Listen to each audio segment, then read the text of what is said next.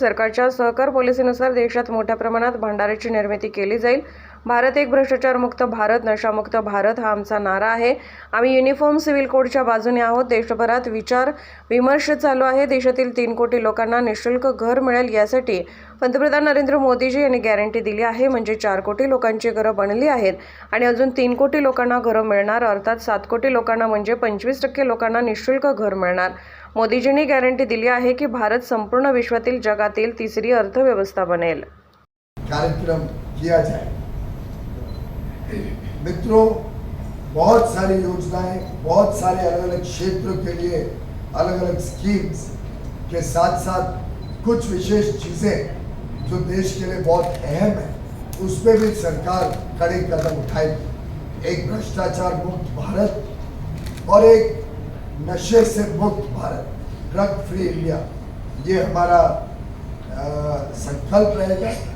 कैसे left wing extremism को समाप्त किया जाए और साथ ही साथ नए इंडस्ट्रियल सिटीज और इंडस्ट्रियल क्लस्टर्स को बल दें, उसमें भी भारत तेज गति से काम करे. आरोप करने में कोई टैक्स नहीं लगता है, तो जितना आरोप करना चाहे कर सकते हैं. मोदी सरकार ने किया है, कांग्रेस ने अपने इतने वर्षों के कार्यकाल में कभी नहीं किया. हम मछुआरों को हर संभव उनको सुविधा देते हैं. साथ ही साथ WTO में हमने जिस प्रकार से भारत के मछुआरों के लिए मोदी सरकार ने अपना तीव्रता से विषय रखा और उनको संरक्षण दिया, ये शायद कांग्रेस के लिए बचाना बड़ा मुश्किल है. बहुत बहुत धन्यवाद.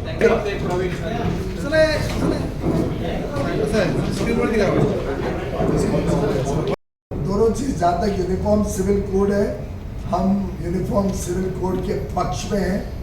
उत्तराखंड ने UCC के लिए एक कमेटी बनाई थी, एक रिटायर्ड सुप्रीम कोर्ट जज की अध्यक्षता में.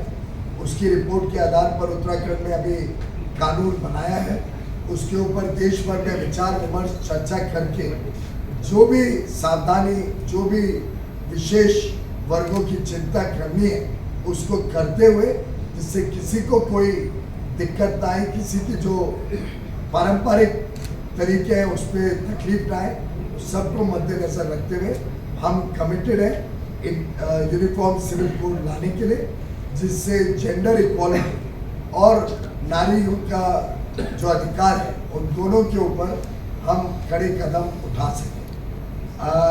400 पार से संविधान बदलना, कांग्रेस इस काम में माहिर है. हम सब जानते हैं, उन्होंने संविधान बदल के देश में इमरजेंसी लाई थी. संविधान बदलने का काम नकारात्मक कांग्रेस करती थी. हमने तो 370 और 35A संविधान से निकाला, जिसका पूरे देश और विश्व में सकारात्मक प्रभाव भी हुआ है. कश्मीर अब एक अभिन्न अंग बना भारत का.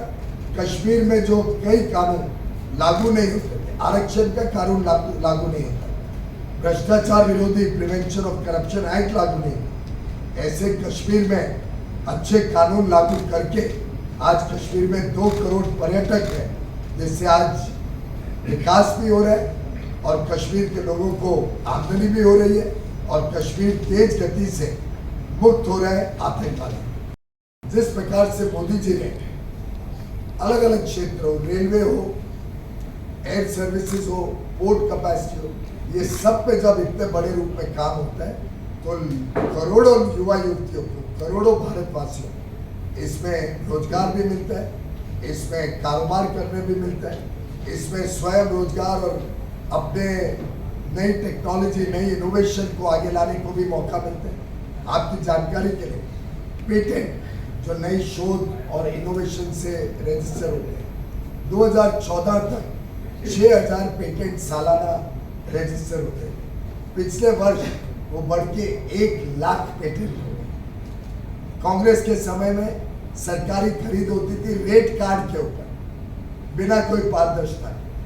सरकार ने GeM portal, government e market place लाया, पूरी पारदर्शिता से उसमें खरीद होती है और 3 सालों में जो वृद्धि हुई है, 50,000 करोड़ से 1 लाख, 1 लाख करोड़ से 2 लाख, 2 लाख करोड़ से 4 लाख। मात्र 3 वर्ष इतने बड़े पैमाने पे भ्रष्टाचार को रोका गया। गवर्नमेंट प्रोक्योरमेंट में पारदर्शिता और हर एक को सामान्य अवसर।